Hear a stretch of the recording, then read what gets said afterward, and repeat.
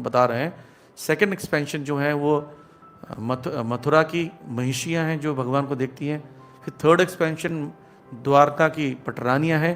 Fourth expansion जो लक्ष्मियाँ हैं जो वैकुंठ में विष्णु की सेवा करती हैं, इसलिए वो लक्ष्मियाँ तरसती हैं। लक्ष्मी जी तपस्या कर रही है, बेलवन पे जाइए, कभी लक्ष्मी जी को ऐसे ध्यान मुद्रा में देखा कभी? हमेशा ऐसा है या ऐसा है, आशीर्वाद दे रही है, शुभ लाभ, लेकिन वहाँ पर हाथ जोड़कर तपस्या करी है कृष्ण का, नारद मुनि के कहने पर। क्या कि शायद हमें ब्रज में निवास मिल रहा है, हम वहाँ पे जाकर गोपियों के साथ रास लीला में भाग लें। नहीं जा सकते, गोपियों का समान रहना पड़ेगा आपको। नहीं, लक्ष्मी जी ऐश्वर्य त्यागती नहीं है। लक्ष्मी जी जब भी चलती है उनके साथ में हजारों हाथियाँ चलते हैं और श्रृंगारपूर्ण हाथियों में स्वर्ण श्रृंगार, सोने का सिंहासन, सब कुछ सोना चांदी होता है, हीरे जवाहरात। लेकिन गोपियाँ कैसी हैं? कंडे थाप रही, कंडे थाप रही हैं, माखन। राधा रानी आदि लक्ष्मी सिर पर मट्ठा छाछ ये सब लेकर, दूध दही लेकर वो पैदल चल रही है, पसीने गिर रहे हैं। तो भगवत धाम का बहुत बड़ा गुण है, वहाँ पर बहुत सारी असीम शक्तियाँ, असीम ऐश्वर्य है। एक बार ऐसे कहा जाता है, ऐसी कथा, एक बहुत बड़ा राजा हुआ जिसने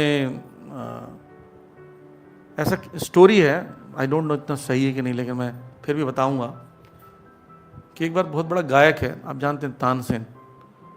तानसेन जो बचपन बहुत छोटे थे, वो उसका नाम तन्ना तन्ना बुलाते थे। वो शेर की आवाज़, गाय की आवाज़, सबकी आवाज़ निकाल लेते थे। तो एक व्यक्ति ने देखा कि बहुत अच्छा आवाज़ निकालते हैं, तो उनको बुलाया और उनको अपने साथ में रखकर उनके माता पिता को कहा कि मुझे छोड़ दो, और बहुत बड़ा गायक बना दिया उसको। बाद में वो अकबर के दरबार पर बहुत बड़े गायक बने। तो जब गाते थे तो गाते गाते एक दिन कहते हैं, राजा कहता है, इतना अच्छा गाते, इतना अच्छा लगता मुझे, तुम्हें भी किसी का गाना अच्छा लगता है क्या? बोलते हाँ, मेरे गुरुदेव का है, मेरे गुरुदेव गाते तो मुझे अच्छा लगता है और मैं झूम उठता हूँ। तो बोलते आपके गुरुदेव से मिलना चाहता हूँ। बोले नहीं, वो किसी से मिलते नहीं, खासकर राजा से नहीं मिलते। तो बोले ठीक है, तुम बात तो करो। तो जाके गुरुदेव से बात करते हैं, गुरुदेव मेरे राजा मेरे हैं, वो मिलना चाहते हैं। तो बोलते मैं नहीं मिलता, मना कर दो उसे। तो आके बताते हैं तानसेन, तो बोले उनसे बोलो कि मैं दूर से ही उनका दर्शन करूंगा, पर वो जब गा रहे हो तो मैं सुनना चाहता हूँ। तो राजा आके सुनते हैं, उनके कुटिया से दूर से उनका भजन जो कृष्ण के लिए गा रहे हैं वृंदावन में, सुन के इतना आकर्षित होते हैं, क्या गा रहे हैं। तो वो रहा नहीं जाता, दौड़ कर उनके चरणों में गिर जाते हैं। बोलते हैं कि मैं आपके लिए क्या सेवा कर सकता हूँ? बोले तुम सेवा नहीं कर सकते मेरा कुछ भी। बोलते मेरे पास इतना अथाह धन है, करोड़ों अरबों खरबों चीज़ें मेरे पास हैं, आप बोलो मैं सारा लुटा दूँ, इतना खुश हूँ।